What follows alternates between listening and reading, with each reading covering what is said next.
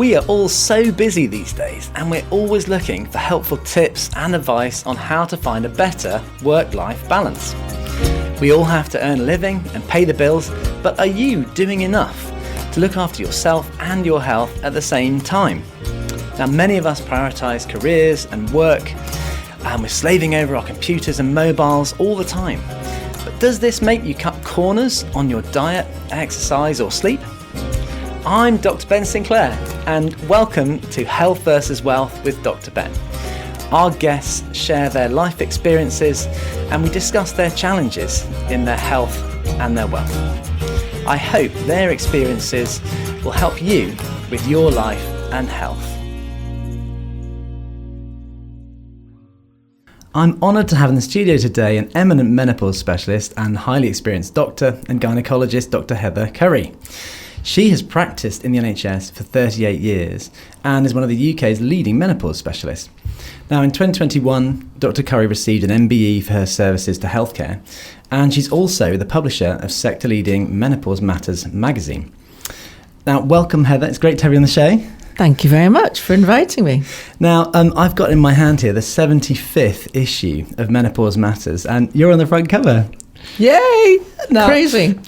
It's a fantastic publication, and the whole concept of menopause has been on a journey. How has it changed over that time? It's changed massively over that time. So that magazine, for example, started in 2005 as a 16-page issue, and now it's 116 pages, and I can't believe this was our 75th issue. It's been an incredible roller coaster that's been a huge privilege to be part of, and hopefully we'll have a chance to talk more about that during the show. I would love to know more about it, because you have so much of an interesting story of your career and your life. So can we begin at the beginning? You grew up on a hill farm, which I hear also gave your name. Yes, so my father was actually born on a hill farm and then became a manager of a dairy farm, but was always keen to go back to a hill farm. So when I was born, when we were still at the dairy farm in Yorkshire, I'm a Yorkshire lass, that's why he called me Heather, because of his love for the hill farm. And then when I was around 8, we moved up to the borders of Northumberland and County Durham to a hill farm. Oh, lovely. And I'm a big fan of Yorkshire, having spent more of my life there than anywhere else in the world. Did you ever think of becoming a vet growing up on a farm? I did, actually. I seriously considered that, but I was not so keen on the idea of working with small animals. And at that time, probably the wrong impression at the time, I thought as a girl, being physically able to do the big animal stuff would be a bit challenging. But my desire moved more towards actually the NHS, being a healthcare professional, so I could love being involved with people, and being able to help and make a difference was the thing that drove me. Lovely. And when did you realise that menopause was something that you were really passionate about? So I was always going to be a GP. That was actually my reason for going to medical school. And I did go through the GP training and did the relevant exams. And then towards the end of that, I was a junior doctor in obstetrics and gynaecology. And that led to the offer of a carrying on in obstetrics and gynaecology, which I did and was amazed how much I enjoyed it. So carried on with that, then studying for the last part of the exam for the membership of the Royal College of Obstetricians and Gynaecologists, bit of a mouthful. I read a chapter about menopause and I suddenly thought, wow, this is so important. Why are we not doing more about this? And so when I got my exam, I then was offered a permanent post in Dumfries and Galloway and decided that I wanted to specialise in menopause. An interesting part to that story, I discussed this with colleagues, and two in particular. One said, that's a fantastic thing for you to do, Heather. That'll be great. We'll support you fully. We need that in this area, and that'll be great for your career to specialise in that. Another colleague said, well, it's a very honourable thing to do, but you'll probably find many of these women have nothing wrong with them. Wow. So that inspired me even more to go ahead up and set up the first specialist menopause clinic in Dumfries, which was over 30 years ago. Fantastic, and congratulations. My claim to fame is that we set one up just before lockdown in Birmingham, which is the first in Birmingham at Dr. Finley's, but we had to shut again 2 months later because of the lockdown. these national events do happen, and I know around that time the foot and mouth disease epidemic was spreading up the country and hitting the borders. What happened to you and your farm, and what was the result of that? Yeah, so bizarrely, that was pivotal in us setting up the company Menopause Matters. So I've always been keen to give written information. I feel that it's really important that people have information to read about before they come to see a healthcare professional, to understand what's going on. And I had written a little pamphlet, which we just got printed locally and shared out with our GP practices. The problem, and this was back in the early 1990s, was that it was regularly out of date. So at that time, the menopause world was really frantically developing, particularly related to hormone replacement therapy, HRT. There was a lot of investment. There were new products coming out regularly.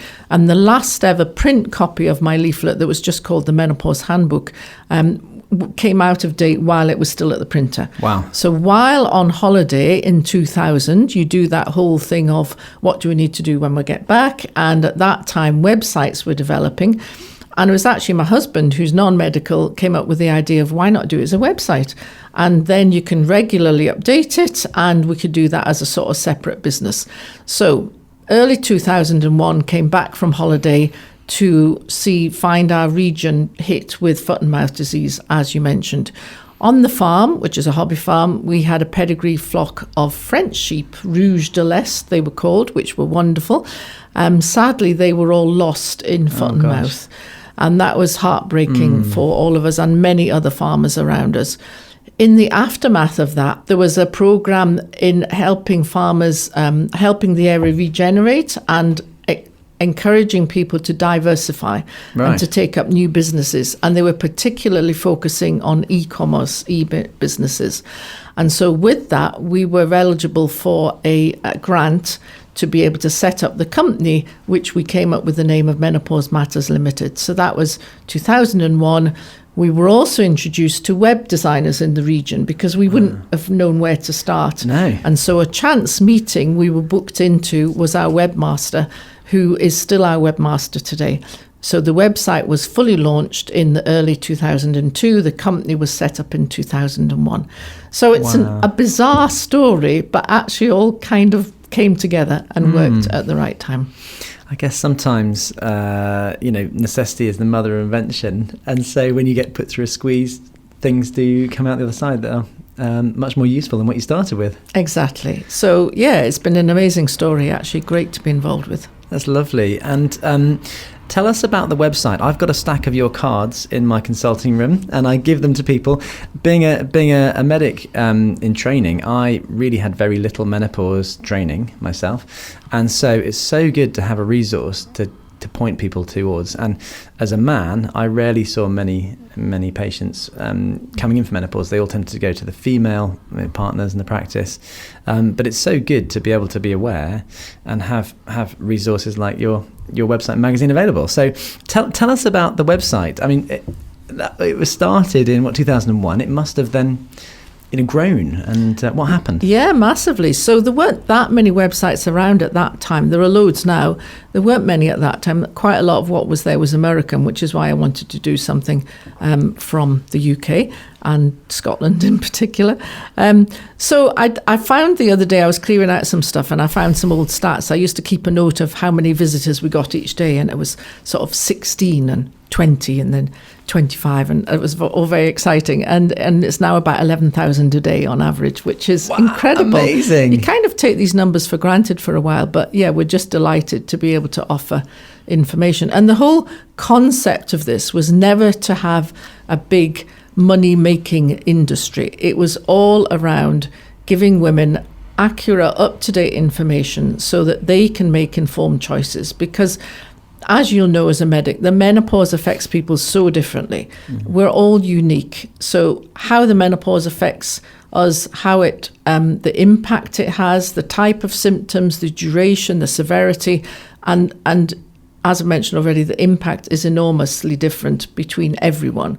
And so it is up to us to provide the information which is accurate. There's a lot of misinformation available, and it's always been there just to give resources, support, so that people can make their own choices about whether they have treatment or not, and if they have treatment, about the right type. And as for the sort of commercial side, what we try and do is cover our costs. That's always been the intention. But the mission is to give the right information. And knowledge is power, isn't it, in this regard? And we work with companies at Dr. Finley's, and so many times people are misdiagnosed with depression or anxiety, and actually it's perimenopause or it's menopausal issues coming up that have been misunderstood. It's so important to get it right. So it's great to have information. Now, you've got this beautiful magazine here. Tell us about the magazine.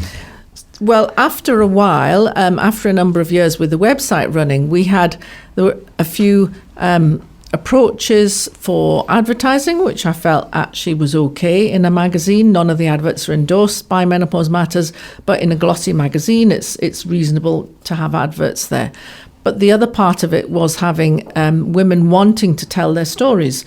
And I felt that personal stories work better in a magazine. I may not be right on this, but rather than scrolling through information on a website, just flipping with a magazine.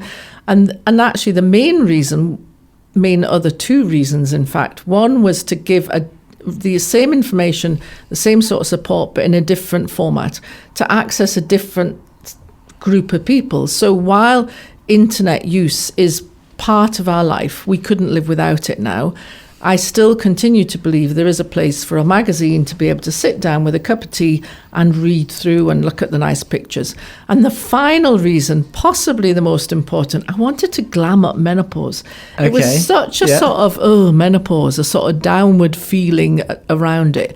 And I wanted something with nice pictures and bright colours and glossiness, just to sort of, I just wanted to glam it all up. And these are the sort of things that sit in doctors' waiting rooms and stuff as well. So actually, what better than to have one that's attractive and exciting and people get drawn into learning more? Yeah, so we do also now actually have a digital version. So having come away from let's have a print copy because this is a different audience, we actually have the same option now as a digital, which actually lets us reach more parts of the world. Fantastic. We do send print copies around the world, but the postage is horrendously expensive and sometimes it doesn't get there. So actually the digital version particularly is a great option to spread it wider. Now, tell us about the story of the magazine. You started off, I believe, quite small. Tell us about how it's grown and the name in particular. I'm interested in that. Yeah, so the Menopause Matters, with the website, we have a forum. So when we were coming up with the idea of a magazine, we asked our forum members, what do you think we should have as a name? And actually the resounding response was, you've got the name already. You've no need to change the name. So that's fine. And it was in small scale initially, both in circulation and in page numbers. After a number of years, I felt I really want this to be available in shops. I want people to be able to go in and pick up a Menopause Matters magazine. So we linked with a company that were able to put placements in shops for us. And there was a big discussion around people in the shop world. Right. And the feedback to me was, you'll have to change the name. No one will want to be seen going into a shop and picking up a magazine with the word menopause on it. So that made me more determined to keep the name. So Menopause Matters name has stayed. And now it is in Waitrose and various other shops around the country, WH Smith in particular, Travel and High Street and other retail. And we're so proud of it being there.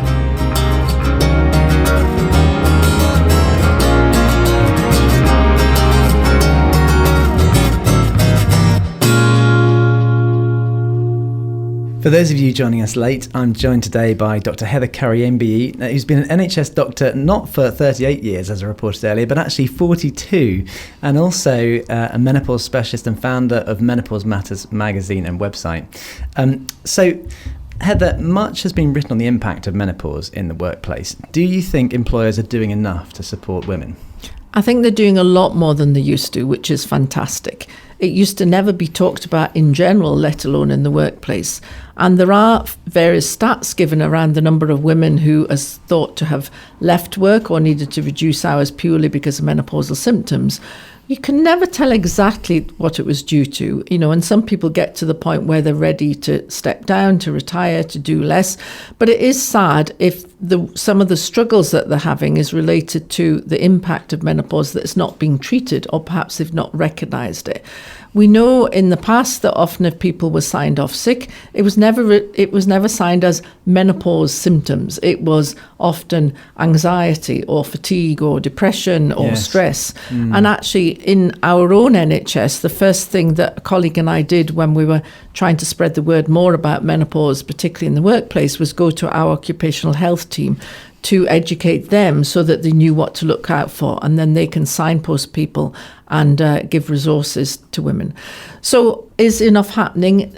We can never do enough, but as I said, there's much more awareness now. Lots of companies now are arranging webinars, are arranging support groups, are having menopause cafe type sessions, are having menopause champions, and that's just something that cropped up over the years as well. I'm aware that a lot of people don't want to speak to the line manager because they don't want the line manager to think they may not be able to do the job. Okay. So a lot of companies are finding someone or some groups that people can learn more about menopause.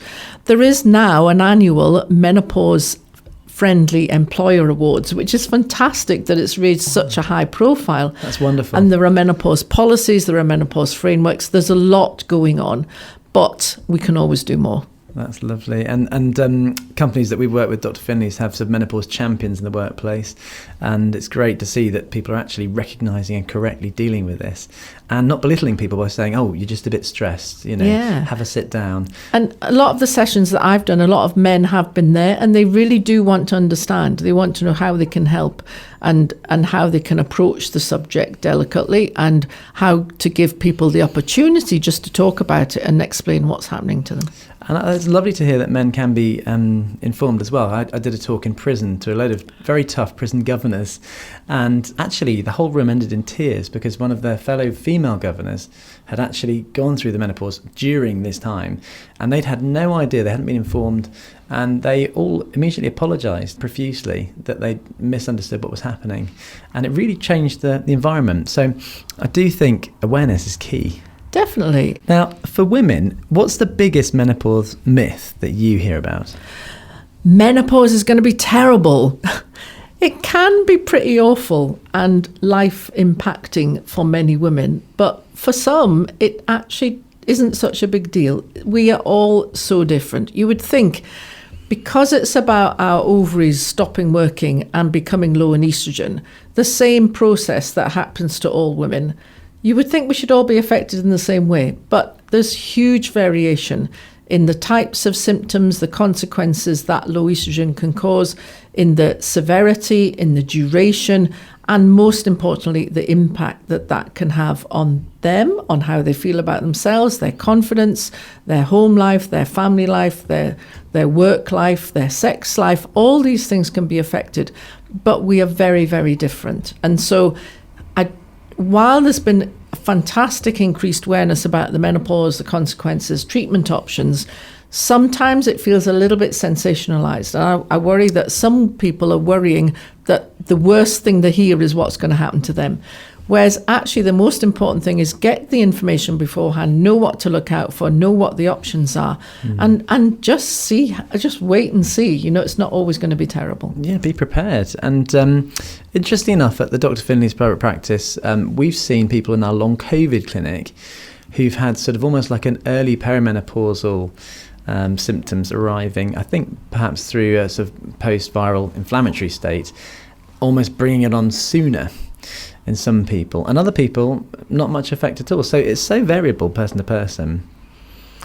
I don't know if we can explain the long COVID effect. There is a theory that when we lose our estrogen, that actually our immune system changes. So whether the two interact in that way, that's a theory I've just thought of this second. So interesting. There's a lot of immune theory behind this, and I think that might be part of it. We're learning so much more about, and a lot of people have had COVID, so the whole population, again, 50% of them are going to go through menopause. If they're approaching that and they get acute COVID, the inflammatory changes and the activation of I think the immune changes is probably a big part of it. There's still a lot to learn. There always is, and that's what's fascinating. Now, I've just been building a shed in my garden. I hear that you have a section on your website for men called the Man Shed. We do. I love that. Bit of an old-fashioned term possibly now, but yes, we did a survey a number of years ago. We get great information from surveys through our Menopause Matters followers, and just finding out what people are really experiencing and what their views are. And we did one for the male partners of menopausal people a number of years ago. And it was actually fascinating and heartbreaking at the same time. So a lot of responses were that they just wanted to understand. They didn't understand how to help. And sometimes what they thought was helpful was making things worse. And they found that they didn't know what this loved one was going through, and that was really hard for them to see as well. So there's just some very basic information in the Man Shed. And one of the things which is a little bit tongue-in-cheek is don't offer solutions. We're terrible at that as men, My husband and I aren't we? talk about this quite a lot. He wants to solve everything. Yes. I just sometimes want him to listen and not necessarily offer a solution. So there's just bits of information. But actually there are some courses now available. I have seen online more information for men to understand how best to support their partner. That's great, and I confess, especially as a doctor problem solver, I tend to be Mr. Fix-It and have to, try to be more Mr. Listen. And we've been doing some TikTok videos about this exact thing, about how to help your partner who may be going through perimenopause, menopause. And I think that the ABCDE on your website is really helpful, and it reminds me what to do with the women in my life. That's not evidence-based. That was just my thoughts of putting something down. I love that though. It's creative, and it's just sort of, it's giving it a structure which helps me to remember. I just need the basics to go through.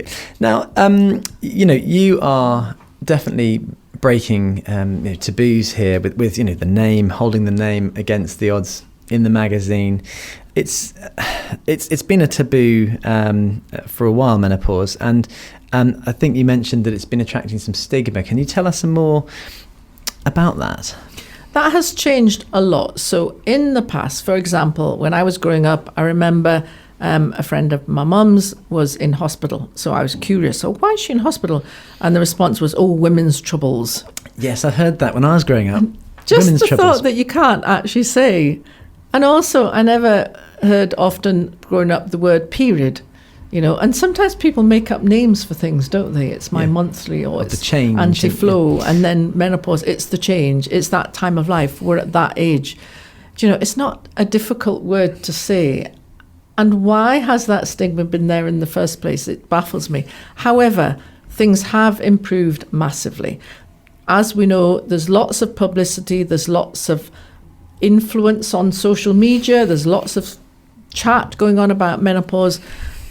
And it's much less stigmatized now than it used to be, but there's still a little bit there. Looking at it another way, some people want to get the information, but actually don't want to talk about it, and that's fine as well. So while it's great that there's much more awareness, there's much less stigma about most aspects of menopause, there's one bit I think still has a stigma, which I'll mention if I may. Please. The aspect of menopause that I feel there's still a stigma to are the vaginal and bladder changes that are a result of low in estrogen.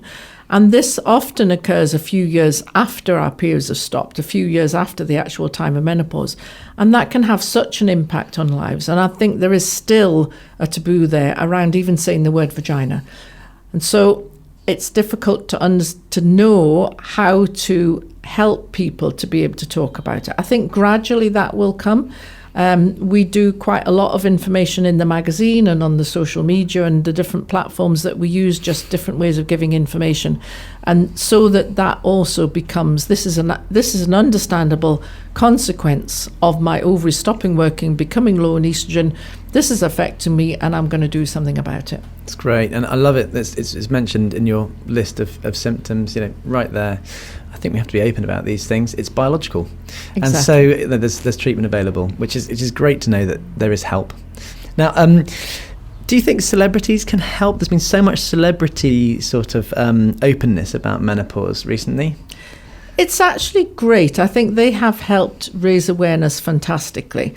Sometimes, however, people hang on to what a celebrity says, and they may hear a celebrity that uses a certain product or preparation, and then that might be translated to, oh, well, if she uses that, that's what I want to use. Like an endorsement almost of a medicine. Exactly. But I think it's really important that if someone is choosing to go on to treatment for the menopausal symptoms, it has to be individualized. So just because it's been this type on the telly or on the social media platforms that this type's best, doesn't mean it's best for them. So it's really important to work with the healthcare professional to work out what is the most appropriate for them, depending on their medical history, their types of symptoms, their age.